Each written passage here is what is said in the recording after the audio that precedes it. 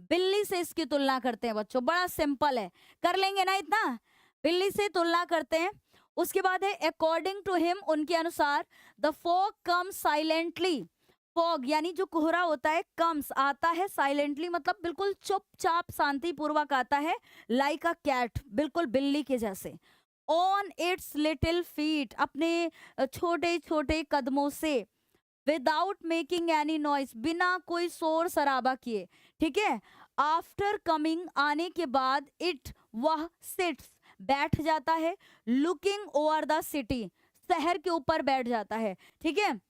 And harbour just like a cat sit silent and looks around, जैसे बिल्ली आती है और अपने घुटनों को मोड़ करके घुटनों के बल एकदम शांति से बैठ जाती है, किसी को पता नहीं चलता, वैसे कोहरा भी आता है यानी फॉग भी आता है बंदरगाह के ऊपर और शहर के ऊपर अपनी धाक जमा लेता है, किसी को पता नहीं चलता, ठीक। अब यहाँ कह रहे हैं as no one notices the cat, और कोई भी बिल्ली को नोटिस नहीं करता। सिमिलरली बिल्कुल सेम वैसे ही no one notices and gets disturb, कि कोई भी नोटिस नहीं करता और कोई भी डिस्टर्ब नहीं होता है by the coming and disappearing of the fog, कि कोहरे के आने से और उसके गायब होने से किसी को कोई फर्क नहीं पड़ता, कोई डिस्टर्ब नहीं होता। हेंस अतः the fog is independent like the cat, कि जो फॉग है बच्चों वो क्या है, इंडिपेंडेंट है यानी कि स्वतंत्र है, लाइक कैट बिल्कुल बिल्ली के जैसे, जैसे बिल्ली को कोई पकड़ के नहीं रख सकता है ना, बिल्ली को कोई उसके पैर नहीं बांध, मतलब कहने का मतलब है कि उसको कोई रोक नहीं सकता, वैसे ही कोहरा कब आया कब चला गया नहीं पता चला। तो भाई सेंट्रल आइडिया में तो हम आपसे ये कहेंगे कि फॉग पोएम की हो गई, ठीक है, और डस्ट ऑफ स्नो हो गया, फायर एंड आइस हो गया, और ये 4 हो गई ना। अब उसके बाद ये है how to tell wild animal, हाँ अगली होगी द बॉल पोएम, यानी 2 यहाँ मैं 6 बताऊंगी आपको, ठीक है, 10 में से 6 बताऊंगी, ठीक है। How to wild animal, how to tell wild animal बहुत इंपॉर्टेंट है, ठीक है, most important. The poem how to tell wild animal composed by Carolyn Wells, ये तो सब में निश्चित है लिखना, हर पोएम के आपको पोएट का नाम याद होना चाहिए, ठीक है। दिस अब ऐसे बोलेंगे, this humorous poem suggest some of the dangerous ways, ये जो थोड़ा हास्यप्रद कविता है, ह्यूमरस पोएम है, सजेस्ट सुझाव देती है, सम ऑफ द डेंजरस वेज एक थोड़ा सा खतरनाक तरीकों का सुझाव देती है, टू आइडेंटिफाई वाइल्ड एनिमल जंगली जानवरों को पहचानने का एक खतरनाक तरीका बताती है। द पोएम इज एजुकेटिव, ये जो कविता है बच्चों ये शिक्षाप्रद है ना, एजुकेटिव का मतलब हो जाएगा शिक्षा प्रद, ठीक है, शिक्षाप्रद। As it also tells us, यहाँ हमें यह भी बताती है the various features of wild animal, जंगली जानवरों को पहचानने के विभिन्न प्रकार के लक्षणों को भी बताती है। जैसे कहते हैं संयोग बस मान लीजिए आप पूर्वी इलाकों में जाते हैं और एक गहरे पीले रंग का जानवर आपकी तरफ ऐसे दहाड़ लगाता है, ऐसे दौड़ता है कि मानो आपको लगेगा कि अब मैं बचूंगा नहीं, तो समझ जाएंगे कि वो एक एशियन लॉयन है। वैसे ही कह रहे हैं कि यह जो कविता है बच्चों, as it also tells us, यहाँ हमें बताती है the various feature of wild animal, जंगली जानवरों के वेरियस फीचर्स को बताती है। The poet, the poetess, poetess होते हैं बच्चों इसमें ना, ये जो कैरोलिन वेल्स है ये पोएटेस है, कवित्री,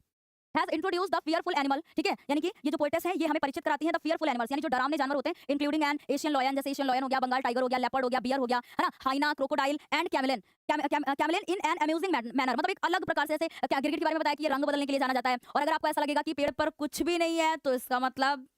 गिरगिट है ना, गिरगिट है इस तरीके से। और शी इंडिकेट दैट, यह इंडिकेट करती है कि these animals can be recognized by their habits, कि इन जो जानवरों को कैन बी रिकॉग्नाइज्ड पहचाना जा सकता है बाय देयर हैबिट्स, इनकी हैबिट्स के माध्यम से इनको पहचाना जा सकता है, क्वालिटीज गुणों के माध्यम से पहचाना जा सकता है, एंड नेचुरल हैबिट्स, और इनकी जो प्राकृतिक मतलब नेचुरल होती है ना, नेचुरल आदतें होती हैं जो इनकी, उनके द्वारा इनको पहचाना जा सकता है, एंड स्टाइल ऑफ लिविंग, और रहने की जो जीवन शैली है उनके अलग अलग प्रकार यानी तरीकों के माध्यम से इनको जाना जा सकता है, ठीक। तो मैंने इस तरीके से इसलिए एक्सप्लेन करके बताया कि भाई अगर आपको इसका मीनिंग पता चल जाएगा तो तैयार करने में बहुत ही ज्यादा आसानी होगी बच्चों, ओके। हाँ, लिख के प्रैक्टिस करिए बच्चों, लिख करके प्रैक्टिस करिए, तैयार होगा बिल्कुल। अब इसका भी स्क्रीनशॉट ले लेंगे, द बॉल पोयम, यानी मैंने आपको 6 पोयम बताई हैं बच्चों, है ना। 10, पूरी टोटल 10 पोयम है, 10 में से ये 6 पोयम ऐसी हैं जिनमें आने के पूरे पूरे चांस बनते हैं, ठीक। The ball poem,